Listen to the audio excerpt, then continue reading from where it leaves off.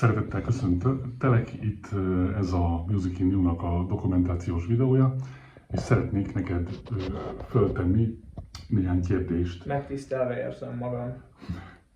Igen, részemről a szerencse, és arról kéne először is beszélned, hogy milyen képességekkel rendelkeztél például, mielőtt belekezdtünk itt a foglalkozásba, zenéltél előtte.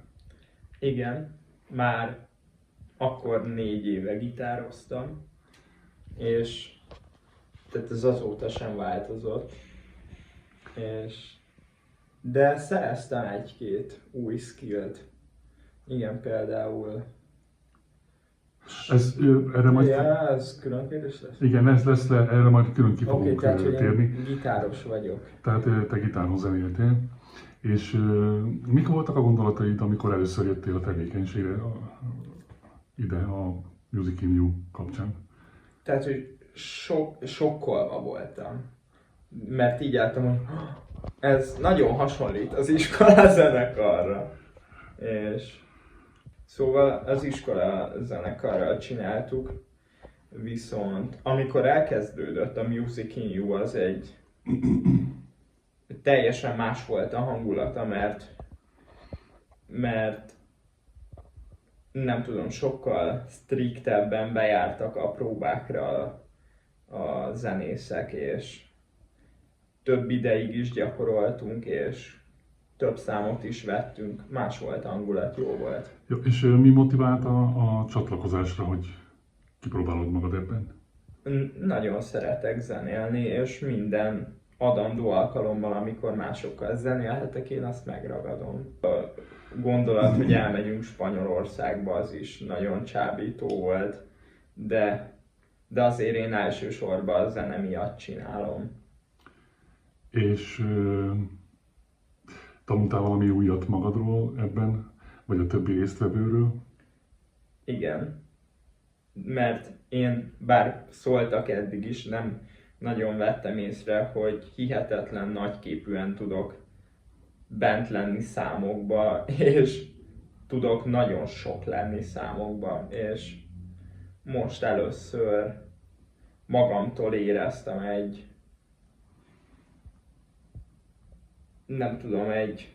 tehát jött egy érzés, hogy kicsit tekerjem lejjebb magam néha.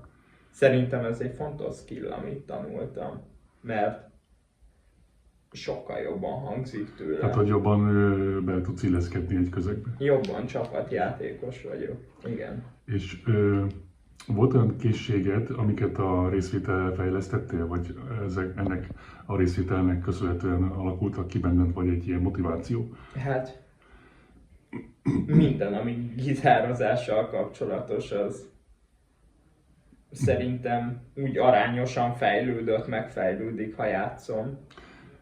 És a közös zenélésben?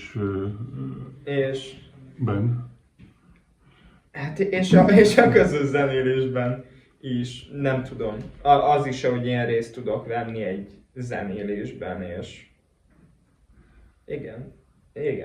Tehát, hogy te hogyan tudod megtalálni magad egy adott szituációban, az például fejlődött, úgy érzed? Igen.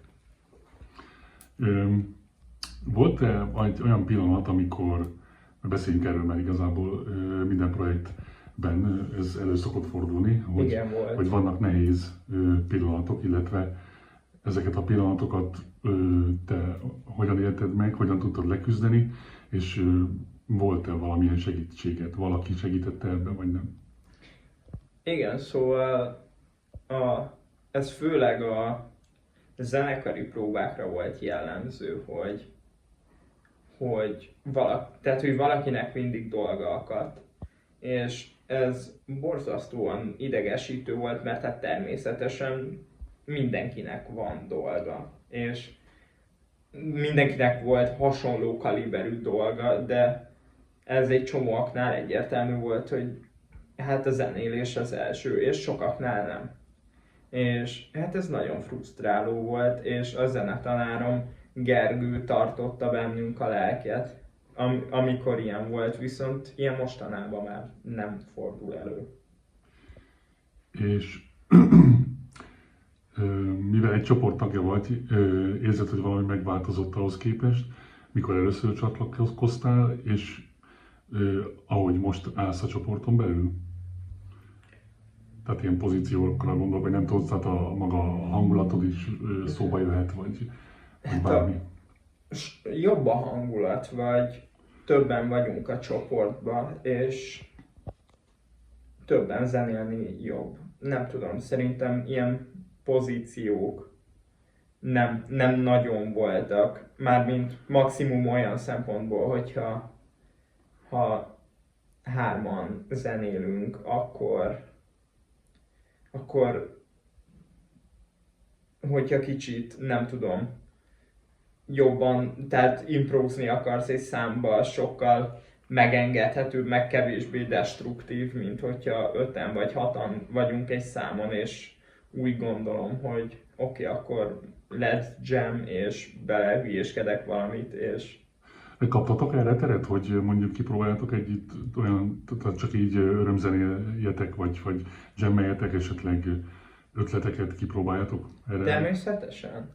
Vagy voltak külön jammes órák, lehetett kérni, hogy egy óra jammes legyen, meg úgy alapvetően mielőtt az első számot elkezdenénk, azért egy 10 percet szoktunk játszadozni össze-vissza, amíg Gergő pakol, úgyhogy van ennek tere.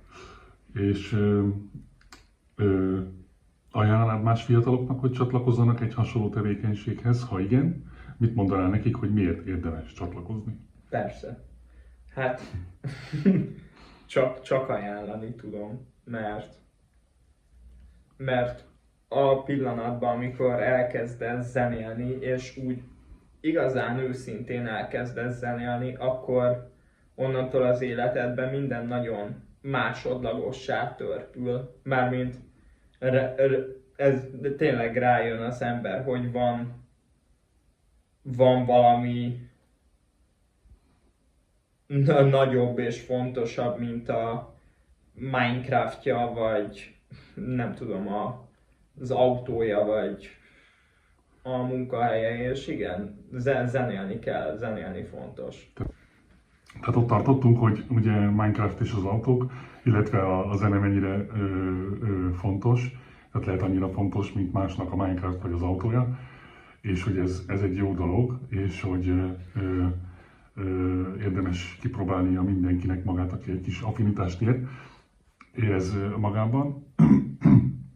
Viszont még azt akartam megkérdezni, tehát a spanyol útról nem esett így szó, nem is konkrétan Spanyolországból, de ennek a projektnek része az, hogy elmegyünk egy utcazene fesztiválra, ami Spanyolországban van történetesen, de hogy az ottani létről, tehát ami motivációként hat benned egy külföldi élethelyzetben, vagy egy idegen helyen, ahol mondjuk ez a csapat fel fog lépni, az milyen érzéseket generál benned, vagy ezt hogy tudnád kommentálni?